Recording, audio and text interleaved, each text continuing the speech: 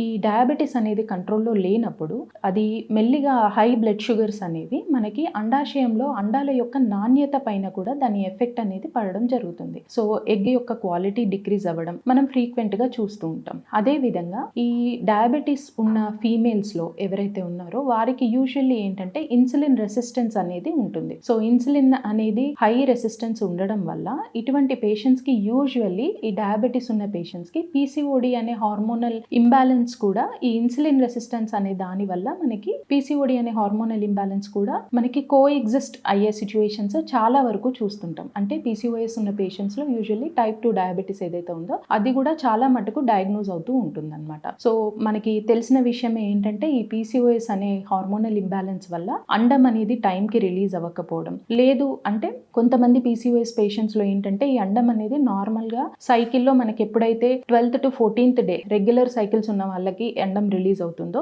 ఈ PCOS patients లో కొంతమందికి 1 month కి రిలీజ్ అవ్వడం, లేదు అంటే 1.5 month కి రిలీజ్ అవ్వడం ఇలా జరుగుతుంది. సో దీనివల్ల దాని అర్థం ఏంటి అంటే అండం యొక్క నాణ్యత అండ్ హార్మోనల్ బ్యాలెన్స్ ఏదైతే ఉందో కంప్లీట్ గా డిసార్గనైజ్డ్ అయిపోవడం జరుగుతుంది. హస్బెండ్ వైఫ్ కలిసినప్పుడు ఏంటంటే మనకి సిమెన్ శాంపిల్ అనేది మనకి వెజైనాలో డిపాజిట్ అవుతుంది అనమాట.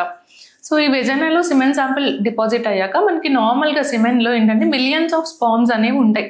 సో అవి వితిన్ ఫ్యూ సెకండ్స్లోనే మొటైల్గా అంటే కదిలే కణాలు ఉన్న స్పర్మ్స్ చాలా ఫాస్ట్గానే మనకి సెర్విక్స్లోకి వెళ్ళిపోతాయి అనమాట. సెర్విక్స్ ద్వారా గర్భసంచిలోంచి ట్రావెల్ చేసుకుంటూ వెళ్తాయి. సో రిమైనింగ్ బయటకు వచ్చేదంతా ఏంటంటే సెమినల్ ప్లాజ్మా అంటాం అనమాట. సో అది మనకి బయటకు అనేది వస్తుంది. సో కలిసినప్పుడు ఇట్లా సిమెన్ బయటకు వచ్చినంత మాత్రాన మనకి స్పర్మ్స్ లోపలికి వెళ్ళట్లేదు అని కాదనమాట. యూట్రైన్ కాంట్రాక్షన్స్ అంటే యూట్రస్ అనేది మజిల్తో ఏర్పడి ఉంటుంది. ఆ మజిల్ అనేది కాంట్రాక్ట్ అవ్వడం అంటే ఇట్లా దగ్గర రావడం, లూజ్ అవ్వడం అనేది జరుగుతుంటుంది. సో ప్రెగ్నెన్సీలో యూట్రైన్ కాంట్రాక్షన్స్ అనేది అవుతుంది అంటే బేబీ బయటికి రావడానికి. సో బేబీని యూట్రస్ పుష్ చేసినప్పుడు ఈ కాంట్రాక్షన్స్ అనేది కనిపిస్తాయి.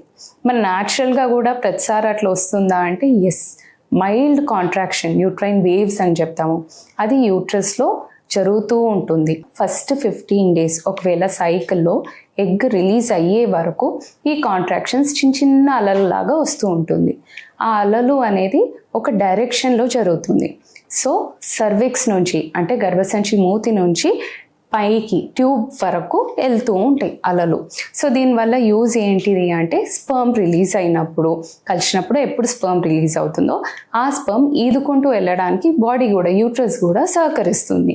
సో ఈ కాంట్రాక్షన్స్ వల్ల మైల్డ్ వేవ్స్ వల్ల మెల్లిగా స్పర్మ్ ఈదుకుంటూ ట్యూబ్ వరకు వెళ్ళిపోవచ్చు. సో స్పర్మ్ని బట్టి డెఫినెట్లీ జెండర్ అనేది అంటే జెండర్ కి కారణం స్పర్మ్ అవ్వచ్చు, కానీ ట్విన్స్ అవ్వడానికి కారణం స్పర్మ్ కాదండి. సో ఇప్పుడు స్పర్మ్ లో కూడా ఎక్స్ స్పర్మ్ అని వై స్పర్మ్ అని 2 రకాల స్పర్మ్స్ ఉంటాయి. ఇఫ్ ఎక్స్ స్పర్మ్ ఎగ్ని కలిస్తే బేబీ గర్ల్ పుడుతుంది, వై స్పర్మ్ ఎగ్ని కలిస్తే బేబీ బాయ్ పుడతారనమాట. సో అది మనం తెలుసుకోలేము, కాకపోతే నేచర్ లో ఇలా జరుగుతుంది. సో ఎక్స్ స్పర్మ్ వెళ్తే గర్ల్, వై స్పర్మ్ వెళ్తే boy. So it depends on the sperm, gender depend అవుతుంది. కానీ ట్విన్స్ పుడతారా లేదా ఆర్ ఆ లేడీకి ట్విన్స్ ఛాన్స్ ఉందా లేదా అనేది ఆవిడ రిలీజ్ చేసే నంబర్ ఆఫ్ ఎగ్స్ ని బట్టి తెలుస్తుంది అనమాట. So it is not the sperm but eggs which can tell you about whether you can have twins or not. వీర్య కణాల శాంపిల్ వాల్యూమ్ అమౌంట్ తక్కువగా ఉంటే ప్రెగ్నెన్సీ వచ్చే అవకాశాలు కూడా తక్కువగా ఉంటాయా? కొంచెం లెవెల్ వరకు ఎస్ అండి.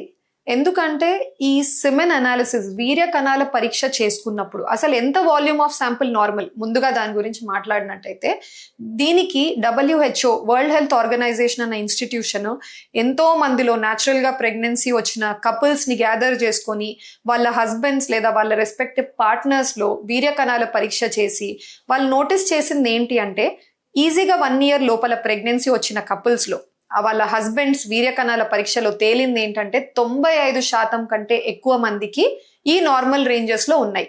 సో అందుకనే మీరు WHO రిపోర్ట్ ఏదైతే సిమెన్ అనాలిసిస్ కి మేము నార్మల్ రేంజెస్ అని తీసుకుంటున్నామో మేము యాక్చువల్గా లోవర్ రేంజ్ తీసుకున్నాం. 95% కంటే ఎక్కువ మందికి వీటికంటే హయ్యర్ నంబర్స్ ఉన్నాయి. ఒక 5% మందికి ఎవరికైతే తక్కువ ఉన్నాయి, దీనికంటే తక్కువ ఉన్నా కూడా న్యాచురల్ ప్రెగ్నెన్సీ వాళ్ళకి వచ్చింది, బట్ చాలా కష్టంగా ఉంటుంది. అంటే 100 మందిలో 5 మందికే ప్రెగ్నెన్సీ కుదిరింది వాళ్ళకి, తక్కువ కౌంట్లో ఉన్న వాళ్ళు.